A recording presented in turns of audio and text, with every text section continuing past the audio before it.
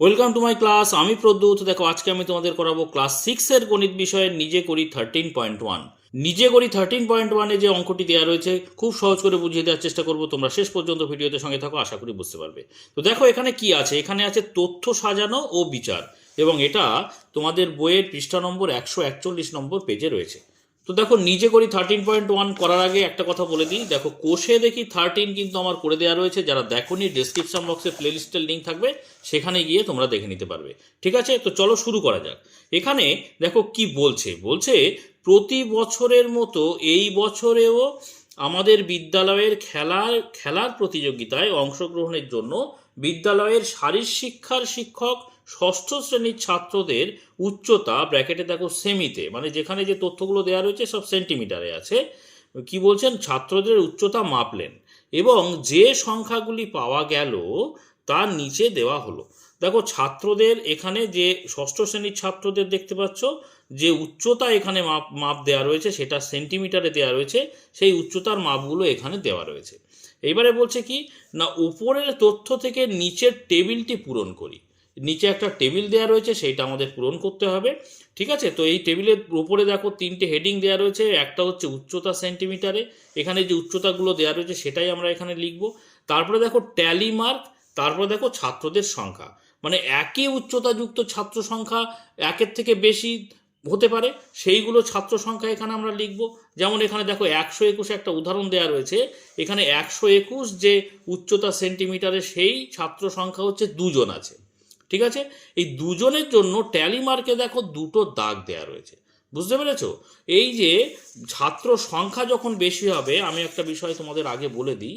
139 নম্বর পেজের চলে এসো। এখানে দেখো একটা শব্দ ব্যবহার করা হয়েছে, যেটা দেখো ভালো করে। এখানে বলা হচ্ছে পরিসংখ্যা বা ফ্রিকোয়েন্সি ইংরেজিতে।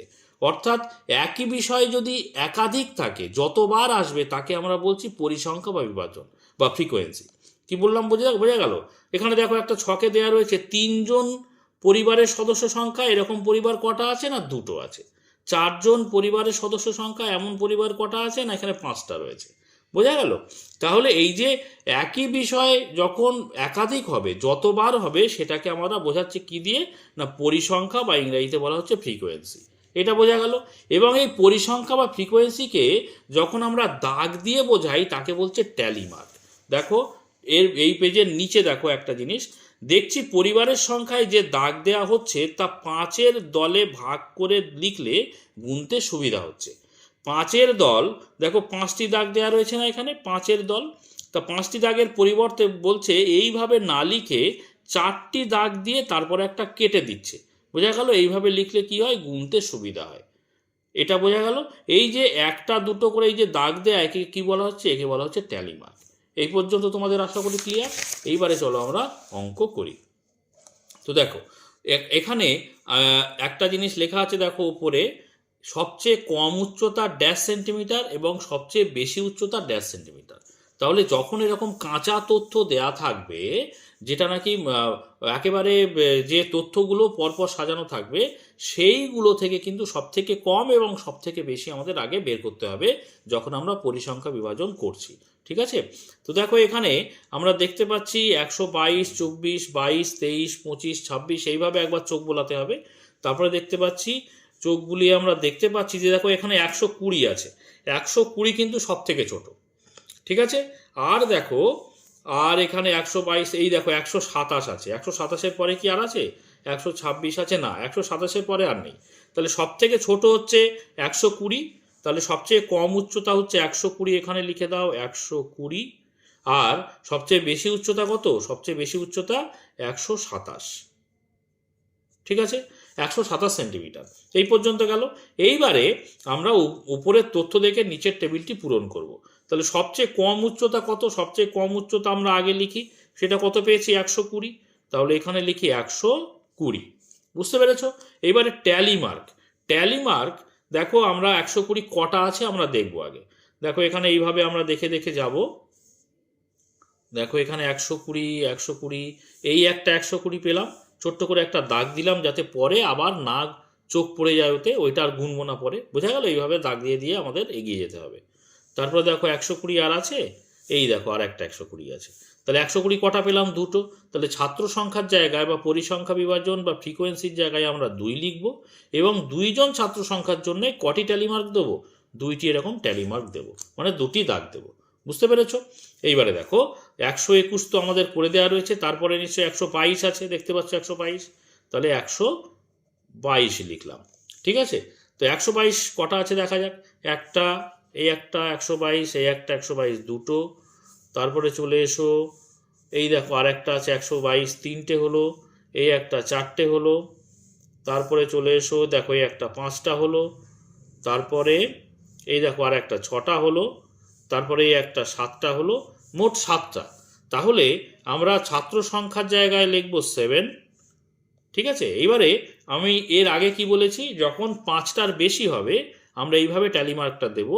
দেখো ভালো করে, 1 2 3 4, 4টে দাগ দিয়ে এরকম কোনাকুনি একটা কেটে দেবো। তাহলে মোট কটা হলো? 5টা হলো। বোঝা গেল? এইটা হলে কি হয়, যখন অনেক ট্যালি মার্ক হবে তখন আমরা গুনতে সুবিধে হয়, যে এরকম কাটা মানে 5 ধরবো, আর একটা কাটা মানে 5 ধরবো। বোঝা গেল? এই গুনতে সুবিধার জন্য কিন্তু এরকম কেটে দেওয়া হয়। তাহলে এই 5টা হয়ে গেল, এটা আর দুটো বাকি থাকে, তাহলে আর দুটো পাশে এইভাবে দাগ দিয়ে দেবো। আশা করি বুঝতে পেরেছ। এইবারে চলো 122-এর জায়গায় নিশ্চয়ই 123 হবে, তারপরে 124 হবে, তারপরে 125 হবে, তারপরে 126 আছে, আর লাস্টে 127। সব থেকে বড় হচ্ছে, বড় উচ্চতা কত না বেশি উচ্চতা কত? 127। আচ্ছা, এবারে 123টা দেখা যাক। খুবই সহজে, নিশ্চয়ই বুঝতে পেরেছো। তো দেখো 123, এই দেখো একটা 123 পেলাম। তারপরে চলো পরের লাইনে এই একটা 123, তারপরে চলো এই একটা 123, তারপরে এই একটা 123। মোট কটা হলো? 4টে হয়ে গেল কিন্তু, 4টে। তারপরে হচ্ছে এই একটা 123, মানে 5টা। তাহলে আমরা এবারে ছকটা পূরণ করব। দেখো 123-এ সোজাসুজি যে ছাত্র সংখ্যা আছে ওখানে লিখব 5, এবং 5টার জন্য আমরা ট্যালি মার্ক কীভাবে দেবো বলো? 1 2 3 4, আর এইভাবে কোনাকুনি কেটে দেবো। বোঝা গেল? 5টা হয়ে গেল। এবারে 124, চলো 124-এ দেখা যাক। তো দেখো প্রথমেই দেখতে পাচ্ছি একটা 124 আছে, একটা হলো।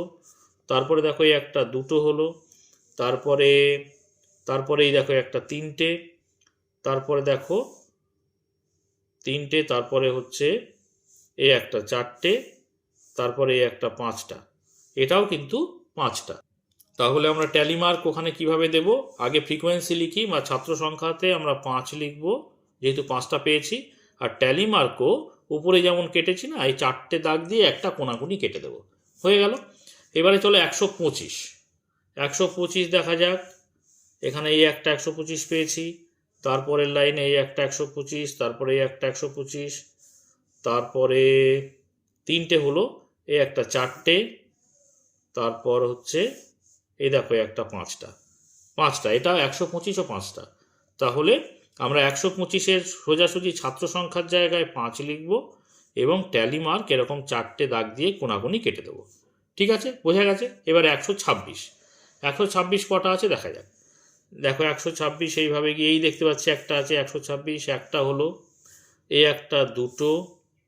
তারপরে দেখো এখানে এই একটা 3টে, তারপরে দেখো আর নেই, তাহলে 3টে পেলাম, তাই না? তাহলে 126-এর জায়গায় 3টে করাই আছে, এখানে 3টে দাগ দেওয়া আছে, 126টা করা আছে। এবারে 127টা দেখা যাক। 127 এইভাবে যাব, দেখাচ্ছে সব দাগ দেওয়া হয়ে গেছে। এখানে 127, এই দেখো একটা 127 পেয়েছি, একটা। আর 127 কিন্তু আমরা কটা পাচ্ছি? একটাই পাচ্ছি, তাই না? তাহলে 127-এর সোজাসুজি ছাত্র সংখ্যার জায়গায় 1 লিখব এবং একটাই দাগ দেবো ট্যালি মার্কের জায়গায়। বুঝতে পেরেছো আশা করি। তো আজকে এই পর্যন্ত, আশা করি বুঝতে পেরেছো। তো এর পরের ভিডিওতে অন্যান্য অঙ্কের ভিডিও যদি তোমরা পেতে চাও অবশ্যই চ্যানেলটিকে সাবস্ক্রাইব করে নিয়ে সঙ্গে থেকো। আর আজকের ভিডিওটি যদি ভালো লাগে অবশ্যই একটা লাইক করে দিও, কমেন্ট করো, বন্ধুদের মধ্যে শেয়ার করে দিও। আর শেষ পর্যন্ত ভিডিওতে সঙ্গে থাকার জন্য সকলকে অসংখ্য ধন্যবাদ।